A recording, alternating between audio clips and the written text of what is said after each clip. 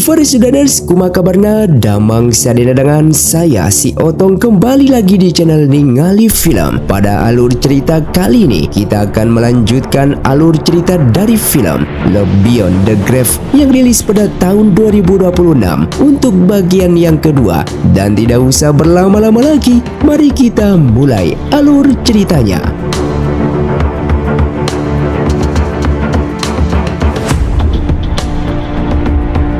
Film pun dilanjutkan dengan gerbang kota Suzhou yang telah tertutup rapat selama berbulan-bulan akhirnya terbuka lebar di saat Duansu kembali dengan gagah di atas kudanya. Meskipun tubuhnya dipenuhi luka bekas pertempuran, ia mengangkat tinggi kepala pemimpin musuh yang telah dipenggal. Sorak-sorai warga yang tadinya didera ketakutan kini meledak menjadi gemuruh kemenangan.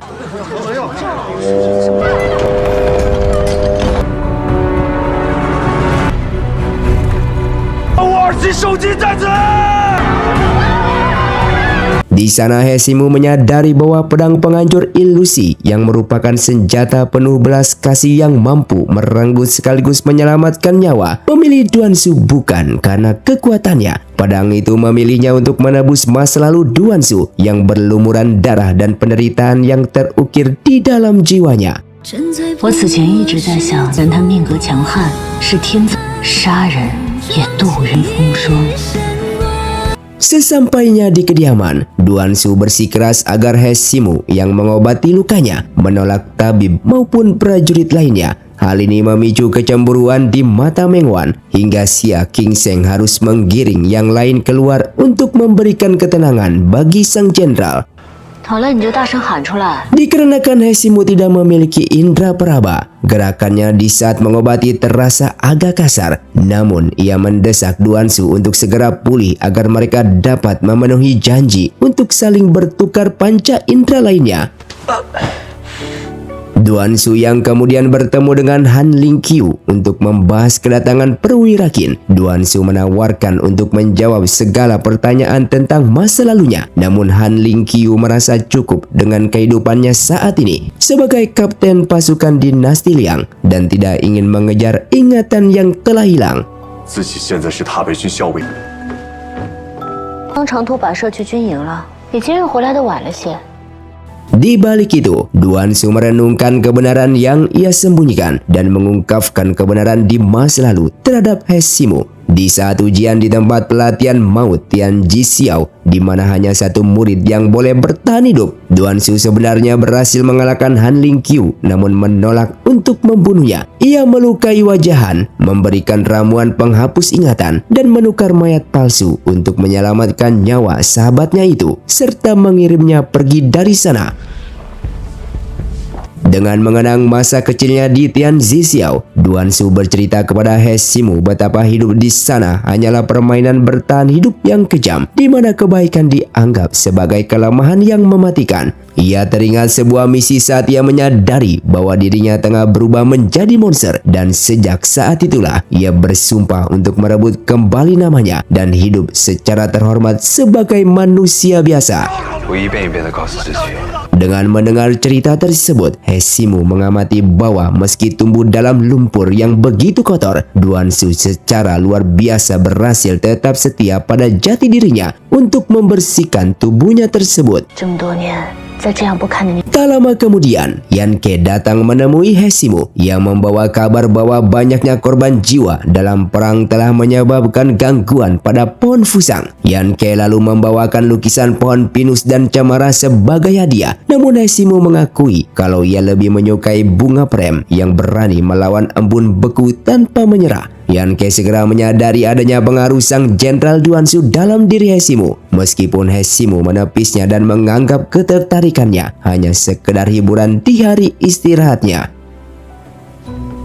Di sisi lain, ketegangan politik mulai menyelimuti kota dengan kedatangan penasihat sensorik yang bernama Fang Xianye. Sebagai komisaris, Fang membagikan pangan sambil mengklaim kemenangan tersebut atas nama kaisar dan perwira Qin. Mengetahui hal itu, Chen Ying merasa geram karena pejabat itu mencuri kemuliaan sang jenderal Duansu. Namun Duansu tetap acuh selama rakyatnya bisa makan. 建议大夫千里迢迢送粮之。 Fang Xianye membawa perintah agar pasukan dinasti Liang ditarik keluar kota. Namun Duan Su membantah dengan tegas bahwa hal itu akan membuat Suzhou rentan terhadap sisa-sisa musuhnya. Takut akan kekacauan di kota, Fang akhirnya menyerah dan membiarkan pertahanan tetap di tangan Duan Su. 还是交还给段将军吧。 这都叫什么事儿啊？你说的。 Kekaguman Chen Ying pada Duan Su semakin besar dan sang jenderal menawarinya untuk berlatih bersamanya. Namun Chen Ying menjadi sedih di saat He Ximu dengan dingin mengatakan bahwa mereka pada akhirnya akan berpisah. He Ximu menjelaskan kepada Duan Su bahwa ia hanya merawat anak itu untuk memenuhi kesepakatan dengan ayahnya dan ia pun akan kembali ke tempat asalnya setelah pertukaran indera mereka selesai. 早点康复履约吧。 Di saat perjamuan kemenangan dimulai, para prajurit merayakannya dengan arak dan nyanyian.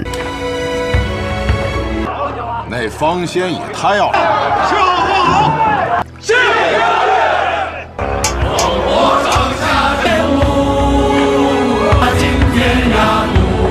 Di sana Xia Qingseng mencoba menyatakan perasaannya pada Meng Wan, namun ia menyerah pada pengaruh alkohol dan pingsan sebelum sempat berucap. 想和你。 醒醒，夏律生，醒醒！ Dan di saat para prajurit bersulang untuk merebut kembali tanah mereka yang telah hilang, luka Duan Su mulai berdarah kembali. Di sana ia meminta He Ximu untuk mengganti perbannya sambil bercanda menyarankan agar He Ximu mengambil saja indera perabanya agar ia tidak lagi merasakan sakit. Namun He Ximu menolak. Ia mengingatkan bahwa rasa sakit adalah perlindungan bagi manusia dan menyatakan bahwa ia lebih menyukai sosok Duan Su yang sekarang yang lemah sebagai manusia. Setelah mengobati luka-lukanya, He Ximu terus mengamati proses pemulihan Duan Su. Ia menyadari sebuah perubahan drastis bahwa pria yang sebelumnya bertarung tanpa rasa takut di saat menyerbu ke musuh, kini justru bersikap manja dan sensitif layaknya anak kecil. Dalam kerapuhannya, Duan Su mengajukan sebuah permohonan. Ia ingin memanggil He Ximu dengan nama kecilnya, yaitu Ximu. Karena baginya, nama itu adalah jembatan untuk merasa lebih dekat dengannya. Di sana He Ximu mengingatkannya dengan dingin bahwa usia mereka terpaut hampir 400 tahun. Namun Duan Su tidak gentar. Ia menawarkan sesuatu yang tak masuk akal. Ia rela menukar 5 inderanya hanya demi izin memanggil namanya setiap kali mereka membuat kesepakatan. Dan ia ingin benar-benar memahami sosok He Ximu. Kesepakatan pun dimulai kembali. Untuk pertama kalinya setelah berabad-abad, He Ximu merasakan apa artinya menjadi makhluk hidup.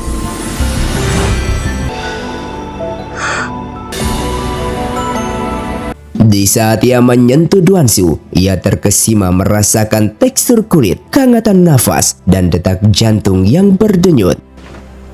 咬我！ Karena penasaran dengan rasa sakit, ia bahkan meminta Duan Su untuk menggigitnya. Namun keajaiban ini menuntut bayaran mahal. Seluruh kekuatan spiritual He Ximu kini sudah sepenuhnya lenyap seketika dan berpindah kepada Duan Su. 你在喝欢的感觉以后， Di sana He Ximu mengancam bahwa pertukaran ini hanya bertahan 10 hari saja. Jika Duan Su berani memanfaatkan kelemahannya, maka ia akan membunuhnya di saat kekuatannya pulih. Duan Su hanya tersenyum meski kini ia harus berjuang tanpa indera. Ia mengungkapkan rahasia bahwa dirinya sangat geli jika disentuh dan selama 10 hari ke depan ia ingin He Ximu merasakan penderitaan yang sama dalam wujud manusia. Di malam itu, semuanya berubah menjadi kekacauan total. He Ximu yang mabuk oleh sensasi baru menjelajahi kediaman hingga berantakan. Sementara itu Duan Su yang kehilangan inderanya mulai kehilangan keseimbangan ruang. Ia tersandung dan terjatuh karena tak bisa merasakan tubuhnya sendiri. 将军，您慢点。哎，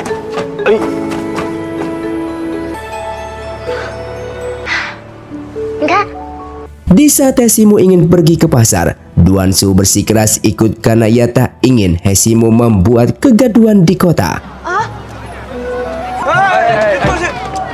Di pasar, He Ximu bertingkah seperti anak kecil yang penuh rasa ingin tahu dengan menyentuh segala sesuatu dan membuat kekacauan di sana. 跟其他物体之间的间隔。这不是拿来捏的，你都捏了，给钱就行。他没付呢。我的也还没付呢。触碰，假如可以，像习惯了暗淡人把你跨。 Di sisi lain, kedatangan perwira Qin di Suzhou menarik kembali narasi yang ke arah perang. 段将军早已安排好为秦帅。 Di dalam pertempuran militer, di saat jenderal lain menyarankan penyerangan ke Yuzhou, namun Duansu mengusulkan strategi berbeda, yaitu merebut Yunzhou dan Luzhou. Ia menunjukkan baju zirah miliknya yang terbuat dari biji Tian Luo langka asal Luzhou yang sangat ringan hingga bisa dipakai anak kecil, namun tak tertembus senjata. 便是以他为名的洛州。云州的草原，段将军，本帅听闻。 Namun minat perwira Qin justru tertuju pada Hesimu dikarenakan ia mendengar desas-desus tentang wanita dengan kemampuan ramal yang sangat luar biasa di balik kemenangan Duansu, sehingga sang perwira berniat meminjamnya, namun Duansu menolak mentah-mentah. Ketika Hesimu akhirnya muncul di hadapan perwira, ia berbicara tanpa basa-basi. Ia menyindir sang perwira tentang kegagalannya mengirim bantuan di saat prajurit Suzhou yang sekarat. Di sana, Hesimu menegaskan bahwa ramalannya hanya terikat pada orang-orang yang ditakdirkan baginya, yang seperti Duansu saja.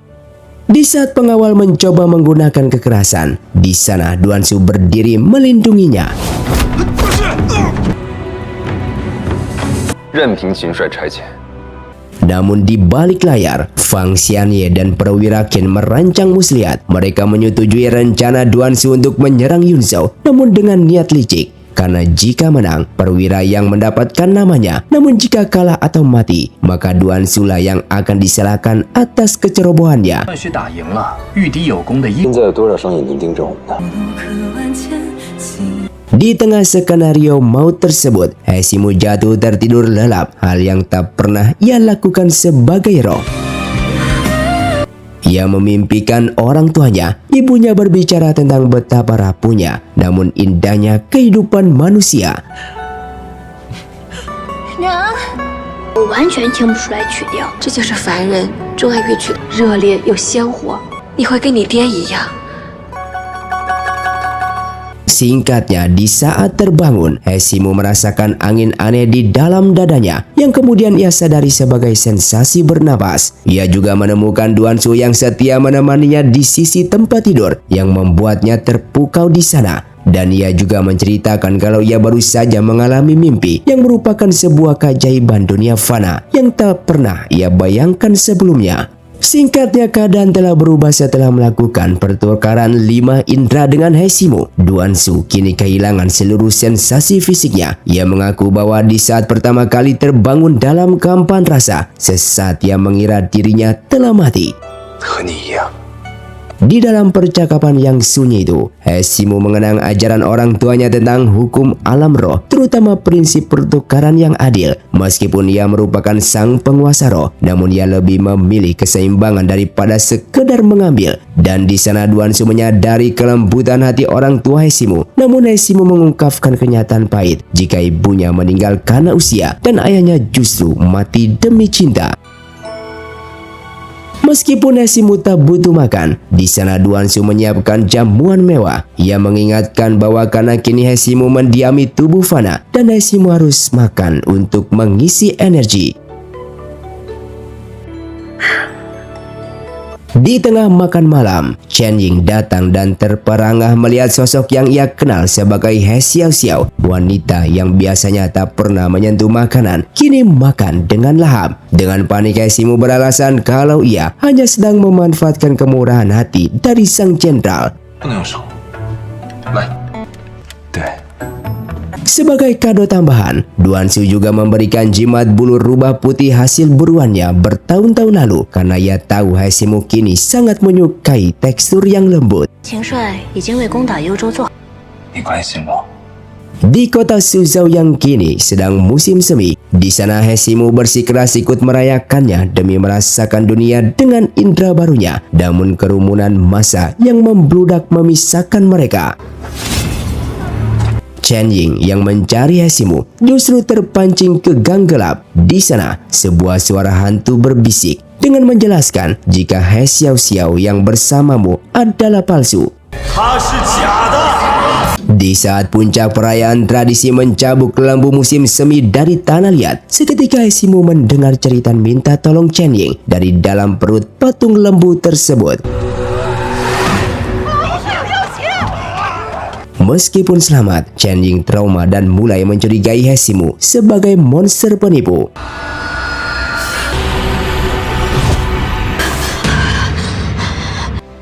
发生了事情吗？从今天起，也就不要出门。 Di sisi militer, perwira Qin mulai khawatir tentang kampanye perang mendatang. Di sana, Duan Su menawarkan diri memimpin misi pengintaian berbahaya ke Yunzhou, wilayah padang rumput yang sangat mematikan. Dan secara pribadi, Duan Su bergulat dengan kondisinya. Dengan tanpa indera peraba, gerakannya kini hanya mengandalkan memori otot saja. 我到底该用什么方式来判断情况？感知力差了太多。 Sebelum berangkat, ia berbagi momen sunyi bersama Hesimu di bawah hujan deras. Untuk pertama kalinya, Hesimu merasakan air hujan, mulai dari rasa gatal yang lembut hingga sangat dingin tetesan yang berat. 我们要分开一阵子，你带着我。 Sebagai bekal dalam perang, Hesimu mengajarkan teknik roh kepada Duan Su.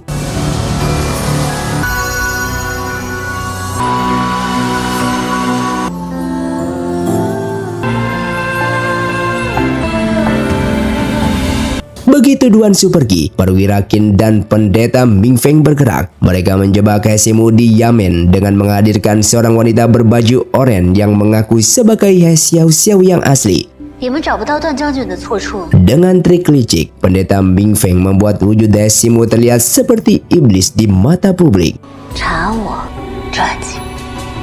Sadar kekuatannya sedang lenyap dan perlawanan akan sia-sia. Di sana, Hesimu membiarkan dirinya dijebloskan ke dalam penjara bawah tanah.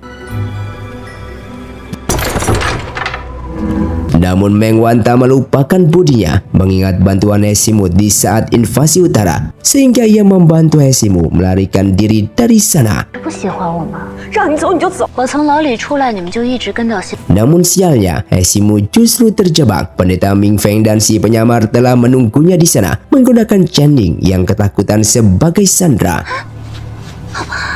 Di sana si penyamar menuntut Chen Ying mengambil lentera roh liontin giok milik Hesimu dengan ancaman akan membuangnya jika menolak. Pendeta Ming Feng kemudian menekan pisau ke tangan Chen Ying, meracuni pikirannya dengan fitnah bahwa Hesimu lah yang membunuh ayahnya dengan memakan jiwanya. Chen Ying akhirnya menyadari bahwa sosok Hesimu yang terus mendesaknya untuk membunuh hanyalah seorang penyamar. Tanpa ragu, ia melemparkan bilah pedangnya ke arah perempuan itu.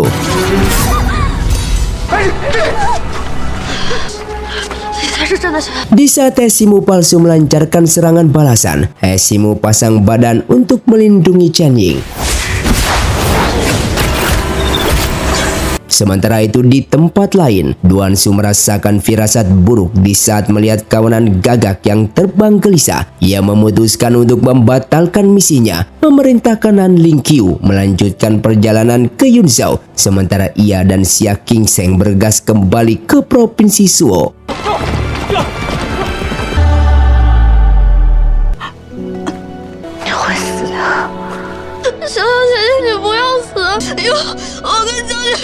Dalam kondisi terdesak, Hesimu menyerahkan liontin gioknya kepada Chen Ying dan memerintahkannya untuk segera mencari Meng Wan. Di sisi lain, si penyamar memerintahkan pendeta Ming Feng untuk memburu anak itu. Di sana Hesimu sebenarnya telah lama mengetahui bahwa penyusup tersebut adalah Fang Chang.方昌， Setelah identitasnya terbongkar, Fang Chang mengungkapkan motif balas dendamnya atas kematian Yin Yin kekasihnya. Seiring dengan kembalinya indera peraba Duansu, kekuatan spiritual Hesimu pun mulai pulih. Namun sebelum kekuatannya mencapai puncak, Fang Chang telah melukainya dengan parah dan menggunakan teknik boneka untuk mengendalikan manusia biasa agar menyerang Hesimu.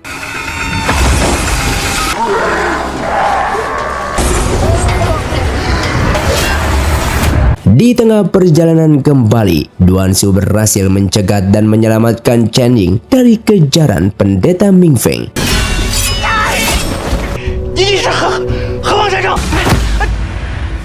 Setelah itu, ia pergi untuk menyelamatkan Hesimu.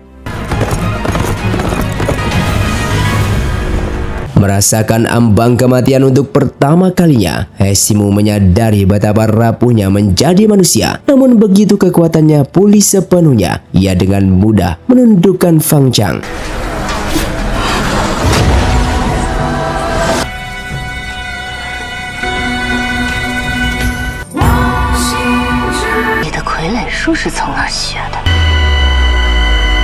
Tak lama kemudian, Duansu datang dan menyelamatkan Hesimu yang kini sudah sekarat.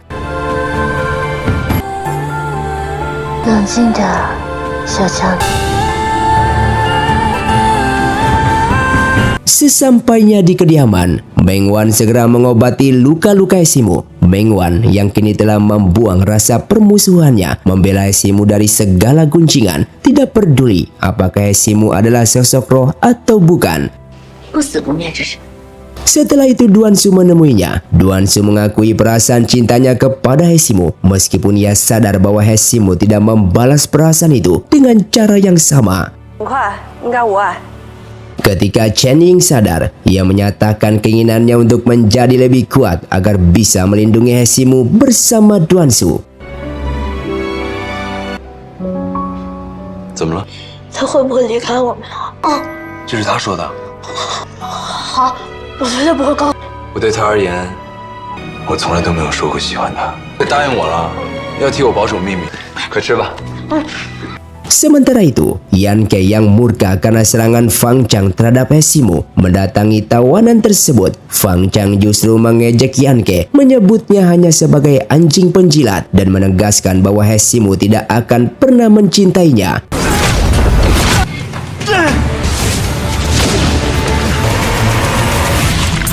Di saat Yan Ke melaporkan kondisi tawanan kepada Hesimu sambil mencoba mencari tahu perasaannya terhadap Duansu, sikap Hesimu berubah dingin. Ia memperingatkan Yan Ke untuk tidak melampaui batas dan tetap fokus pada tugasnya saja. Kembali kepada Duansu yang kemudian membawa pendeta Ming Feng yang tertangkap ke hadapan perwira Qin, membongkar kedoknya sebagai penipu yang telah memfitnah seorang pahlawan yaitu Hesimu.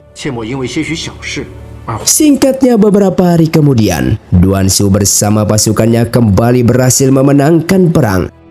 Setelah kemenangan telak yang berhasil merebut kembali wilayah Luzhou dan Yunzhou, Jenderal Duansu bersama tentara Liang akhirnya mendapatkan masa tenang sejenak. Hal ini terjadi karena Chang Utara tengah terperosok dalam konflik internal perebutan tahta. Sebelum bertolak ke Nandu untuk melapor, Duansu menyempatkan diri menemui para sekutunya. Di ambang perpisahan mereka, Duansu mengungkapkan sebuah rahasia besar kepada Hesimu. Ia ternyata telah menelan artefak sakti bernama Lentera Wanling yang memberinya kemampuan untuk melihat roh dan melintasi dunia arwah. Demi melindungi Hesimu yang kehilangan kekuatan spiritualnya akibat kontrak 5 indera mereka, Duansu rela mengambil peran sebagai sosok roh pelindung bagi wanita tersebut.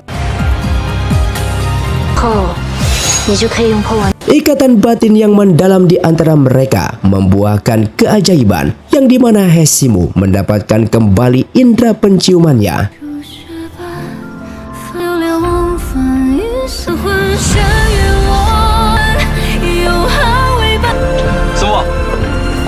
Diliputi rasa bahagia, mereka pun berkelana ke Yuzhou, kota yang terkenal dengan keharumannya.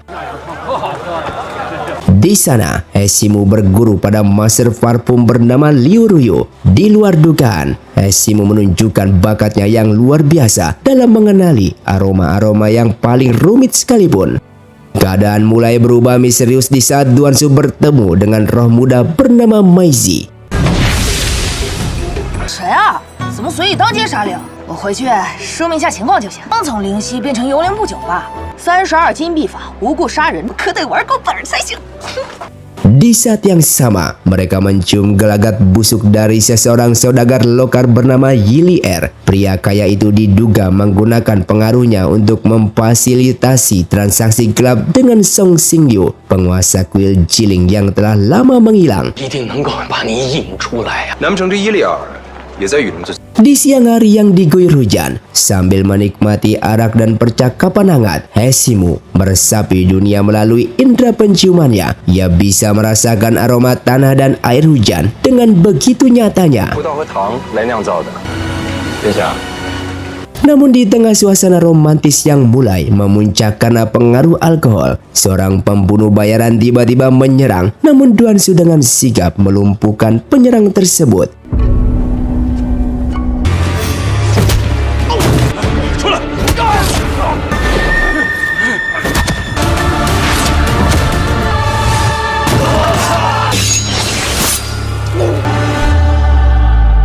Rencana di balik bayang-bayang Hesimu telah mengamati situasi dengan seksama, menunggu saat yang tepat untuk memancing Song Xingyu keluar dari persembunyiannya. Kemudian ia berhasil membongkar kedok Yilier, seorang penilai harta karun yang ternyata menjalankan penipuan canggih. Yilier mengklaim bisa membedakan artefak asli dari yang palsu hanya dengan mendengarkan suara benda tersebut. Namun kenyataannya ia secara rahasia menukar harta asli dengan replika, lalu memerintahkan pelayannya untuk menghancurkan barang palsu tersebut di depan umum demi menjaga reputasinya yang bersih. Di sisi lain, Song Xingyu yang masih terobsesi untuk memiliki lentera roh dan pedang penghancur ilusi milik Duansu, membekali anak buahnya dengan sarung tangan benang emas, sebuah alat khusus yang dirancang untuk menekan aura energi artefak spiritual. Dan benar saja, di tengah perjalanan, Duansu disergap oleh pengikut Song Xingyu. Meskipun mereka menggunakan sarung tangan khusus, namun kemampuan mereka bukanlah tandingan bagi pedang penghancur ilusi. Selama Duansu pergi, Song Xingyu mencoba melenyapkan Hesimu. 你还真是毫无长进。就把你投进燃海冰棺里。 Di saat Song Xingyu bergerak untuk melancarkan serangan terakhirnya, Duansu tiba-tiba tepat waktu. Karena kalah dari Duansu, Song Xingyu terpaksa melarikan diri dari sana.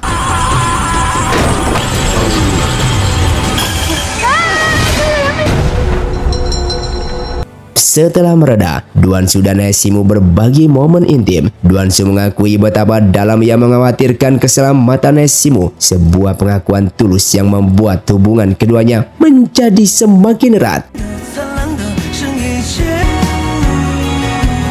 Dan film pun bersambung. Terima kasih untuk kalian yang sudah menonton video ini sampai habis. Sampai jumpa di video selanjutnya. Saya pamit ulang dari ningali film. Siotung undur diri dan salam Sundaders.